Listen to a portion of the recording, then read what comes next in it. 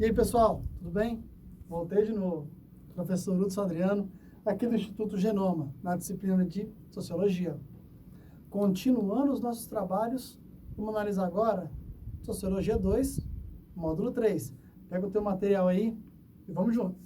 Bom, para poder falar de violência com vocês, eu preciso falar de classes sociais, que é exatamente o assunto do finalzinho da nossa última aula. Classes sociais, ou estratificação social ou pirâmide social. Nossa, dentro da ordem capitalista, existem algumas nomenclaturas que são interessantes a gente saber para poder compreender melhor aquilo que nos circunda. Perfeito. Então, vamos lá. Classes sociais são subdivisões enquanto categorias de diferentes elementos que simplesmente se organizam sociologicamente, desenvolvem um parâmetro cultural, desenvolvem o caráter identitário e buscam relacionar-se uns para com os outros. Classe social.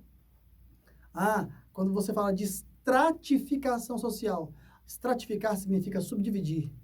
Então, vamos lá, dentro das classes sociais, ou do processo de estratificação, nós temos lá a classe rica, aquela milionária, é o topo da pirâmide, né? É aquele cara que há 1, 2, 3 gerações, a família dele é podre de rico e ele não vai precisar se preocupar com dinheiro nunca na vida dele. Tá? Então, nós temos ali os bilionários. Só que nós temos aqueles que não são tão ricos assim, que trabalharam, que alçaram a riqueza com o suor do próprio corpo. E aí, poxa, constituíram essa riqueza que dá certa tranquilidade, certa capacidade de consumo. Então, mesmo na riqueza, existe a estratificação. Já aqui, numa realidade mais próxima de nós, tá? Nós temos aí a classe média, né? Classe média A, B, C, D e E. Tem aquela classe média, por exemplo, a classe média A, que, poxa, viaja aí 2 vezes por ano, 1 vez por ano, vai de avião, vai ali para a beira da praia, né? Às vezes ali consegue uma viagem internacional. E tem aquela classe média E, que tem dignidade, que vive naquela casinha ali, da Caixa Econômica Federal, certo? Financiada a duras penas, tem aquele carrinho ali também de pequeno, médio porte, né, que infelizmente não vai poder consumir ali a possibilidade da ideia do carro zero, mesmo que popular, não sei se um carro de 32 mil reais pode ser popular, mas vai sonhar com essa perspectiva. Abaixo dessa classe média, nós temos a pobreza. A pobreza se constitui, minimamente falando, por uma condição que tenha dignidade na sua existência. Tá? O cara pobre, talvez seja aquele, seja aquele que anda de ônibus, que não tem condições de comprar uma moto ou mesmo um carro, que mora numa casa humildezinha lá na periferia, e que nessa casa tenha água, tenha luz, tenha o esgoto ali, né, para que a canalização possa conduzir os dejetos da casa dele para o local adequado. Então, a pobreza está ali, entendeu? Agora, abaixo da linha da pobreza, nós temos a miséria. A miséria, ela tem a sua perspectiva pontual, que é o quê? A falta da dignidade. Para isso, eu convido a vocês a ouvirem uma música do Gabriel Pensador, né? Que chama-se O Resto do Mundo. Na música em questão, ele fala que o sonho dele é morar numa favela. Então, você para pensar em que condição de sobrevivência esse ser humano está vinculado. Quando subir na vida para ele é conseguir uma casa no morro, na favela, onde geralmente a infraestrutura ela é muito precária, certo? Então, convido vocês a ouvirem a música O Resto do Mundo com Gabriel Pensador. Lá no YouTube você encontra, no Spotify você encontra. Então, assim, a coisa vai como tem que ir. Compreendendo como se organiza a nossa estruturação social enquanto classe, então a gente pode dialogar sobre diferentes aspectos, né? A gente pode falar de finanças, a gente pode falar de educação, transporte, lazer, segurança. Fato. O material de vocês nos conduz para esse diálogo que vocês estão vendo aí, que é o que está vinculado ao quê? A violência, tá? Violência, entendendo esse fenômeno. Esse é o primeiro tema, e o segundo tema está aí, né? Diferentes dimensões da violência. Esse é um debate que a gente pode ter sobre diferentes aspectos. A gente não vai esgotar, nem que eu tenha 1 ano de tempo para poder trabalhar isso com vocês. A violência, o conceito de violência, ele é tão diversificado, talvez, quanto o conceito de cultura. Violência se dá em inúmeras direções. Hoje está muito em voga, né, o debate da violência contra o homossexual, contra o negro. Olhem os casos norte-americanos que se tem, né, desde os distúrbios de Charlottesville, a coisa de 3 anos atrás, quando uma estátua gerou toda uma perspectiva de confronto social entre negros e brancos, entre brancos e brancos, em muitos aspectos, né?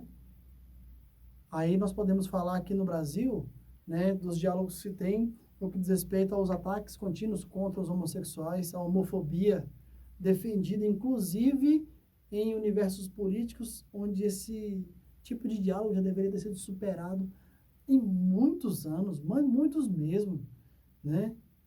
E aí nós vemos também a perspectiva da religião colocando o dedo em muitos momentos de forma negativa no que diz respeito à construção de um diálogo de respeito. Tá? Gente, diálogo de respeito não é impor ao outro o que eu quero. Diálogo de respeito é você tentar compreender que o outro pode escolher algo diferente de você e a convivência de vocês não ser alterada. Você simplesmente não tirar aquele indivíduo de perto de você porque ele não comunga do seu mesmo sentido. Isso pode ser muita coisa, menos respeito. Tá? Ah, não, eu não quero que fulano de tal esteja ao meu lado aqui porque ele é negro. Ah, não, porque ele é homossexual. Ah, não, porque ele simplesmente é de outra religião. Isso é um determinado tipo de violência. E é exatamente o conceito do qual nós temos que compreender para poder, quando possível, nos afastarmos dele das mais diversas formas possíveis. Aí, ó, quando você vê essa imagem que aparece para vocês, que é a violência contra a mulher. Olha, pobre do homem que levanta a mão para uma mulher. Pobre do homem. Tá? E digo a vocês, quando eu era criança, eu não gostava de uma coleguinha que morava do lado lá de casa. E aí um dia eu subi na árvore, tinha um pé de goiaba lá perto de casa, e eu chamei ela para próxima de mim. E ela veio. Quando ela chegou muito perto, eu pulei em cima dela, peguei no dedo dela e torci o dedinho, né? E ela começou a chorar, falando assim, não me bate não, pelo amor de Deus. Eu deveria ter aí de 7 para 8 anos, é das primeiras lembranças que eu tenho da minha infância. Isso nunca saiu de dentro de mim. Daí em diante, lidar para com uma mulher, para mim, se tornou algo muito diferente. Eu era criança, né? Então, muitos pais, infelizmente, ensinam os filhos a se relacionar com a mulher como se ela fosse um pau mandado, como se ela fosse um indivíduo inferior ou mesmo subserviente. Não, cara, está muito longe disso, né? Depois os anos se passaram e eu fui pai de 2 meninas maravilhosas, uma chamada Mariana e outra chamada Maria Eduarda. Se eu já tinha uma determinada consciência a respeito do trato para com o universo feminino, depois que minhas 2 filhas nasceram, essa consciência se expandiu de forma muito significativa. Você quer ver como é que essa violência que está retratada aí para vocês, ela pode ser dialogada dentro de um plano até bastante simples? Eu tenho um filho de 7 anos chamado José. Né? Eu nunca disse para o meu filho, ei, vai ali pegar aquela menininha ali, ei, você tem que namorar com todas, não pode perdoar ninguém. Nunca disse isso para o meu filho. E não vou dizer, olha filho, você tem que namorar com quem você gostar, você tem que respeitar o universo feminino. Por quê? Porque o que eu não quero para as minhas filhas, eu não quero para as filhas dos outros. Eu não quero que meu filho cresça vendo a filha dos outros como um animal a ser abatido, um algo a ser pegável. Eu sei que a minha filosofia ela vai de encontro aos posicionamentos de muitos de vocês, mas eu penso e posso justificar tecnicamente que ela é no mínimo pautada pelo respeito.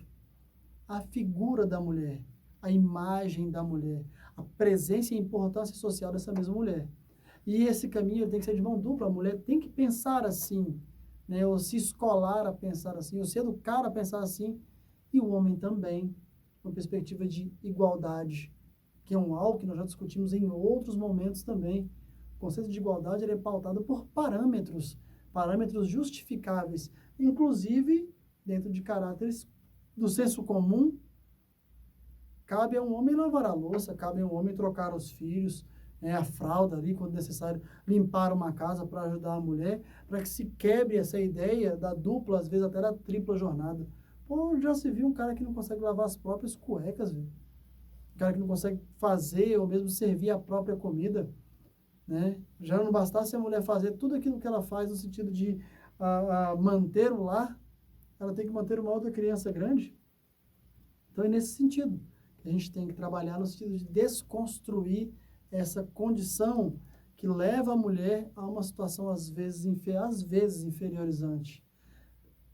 Associado a isso, você tem um cara machista, às vezes até bem formado, mas muito do mal educado, né? Que não consegue compreender quais são seus próprios limites e por isso extrapola o limite do outro.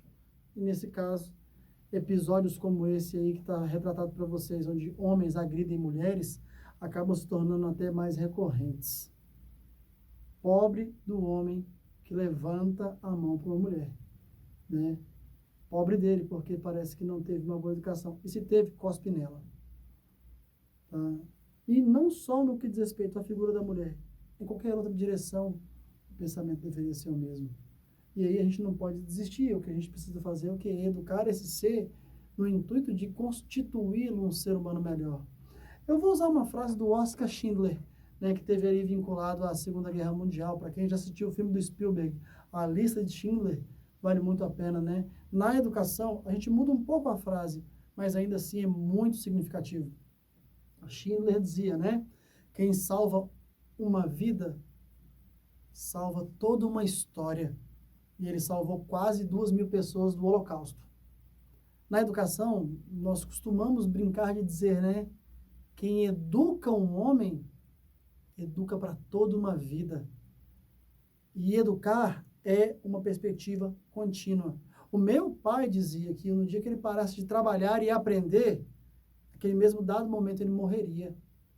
E são perspectivas que eu trago para comigo e para com os meus, né? Por quê? Porque edifica um ser humano melhor, sempre. Sempre. Tá aí, ó, de fato, segundo parágrafo, de fato, esse é um fenômeno vivenciado e observado constantemente no nosso dia a dia, de diversas formas, em diferentes espaços. Poxa, eu já tive o infeliz desprazer de ver uma mulher ser agredida publicamente, dentro de uma sala de aula, às vezes até dentro da minha própria casa, né?